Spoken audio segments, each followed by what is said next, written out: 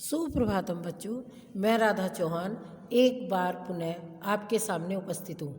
कक्षा 8 रुचिरा भाग 3 का संस्कृत में मैंने आपको सारा सिलेबस कंप्लीट करा दिया है और ये आपको बच्चों में ये रूप करा रही हूँ राजा की।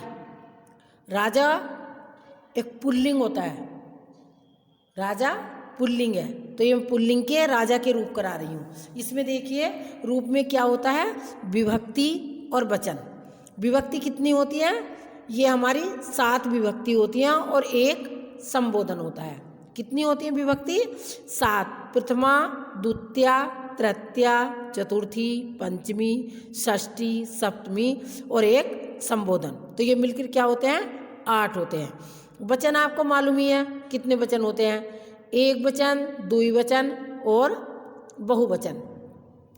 तो देखिए क्या करेंगे, हम पहले विभक्ति लिखेंगे, फिर वचन, एक वचन, द्विवचन और बहुवचन। फिर आता है नंबर 1 प्रथमा विभक्ति। प्रथमा विभक्ति में एक वचन आएगा राजा, द्विवचन में राजनाव और बहुवचन में राजनय। उसी प्रकार द्वितीय विभक्ति में राजानम, राजनव और राज्ञ।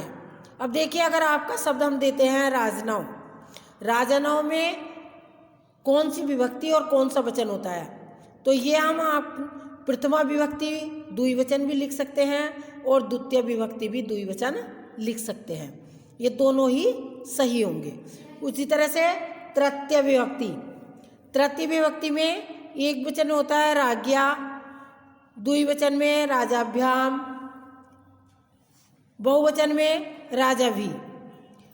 चतुर्थी विभक्ति राज्ञे, राजाभ्याम और राजाभ्ये।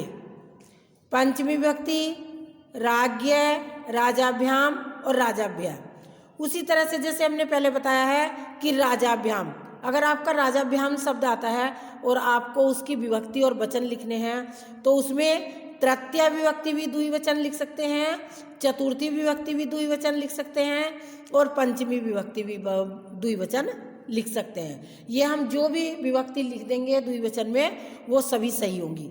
उसी प्रकार राजाभ्य, राजाभ्य में हम चतुर्थी विभक्ति बहुवचन लिखेंगे तब भी सही है और पंचमी विभक्ति बहुवचन लिखेंगे तब भी सही है। अब आता है षष्ठी विभक्ति। षष्ठी विभक्ति राज्ञ, राज्ञो और राज्ञाम। सप्तमी विभक्ति राज्ञी और राजनी, दोनों शब्द आ सकते हैं ये, राज्ञो, राजसु।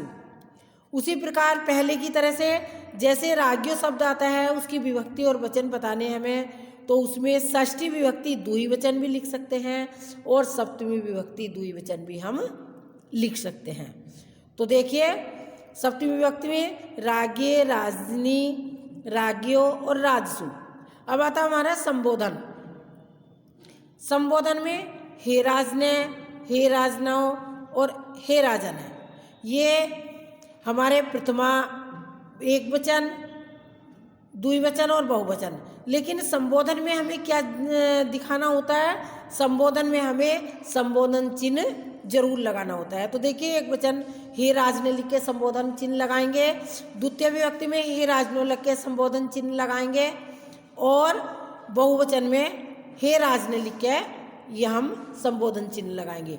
तो ये बेटा आपको मैंने राजा के रूप करा दिए हैं, ये आपको कॉपी पर भी करने हैं और इन्हें याद भी करना है क्योंकि ये आपकी परीक्षा में आएंगे।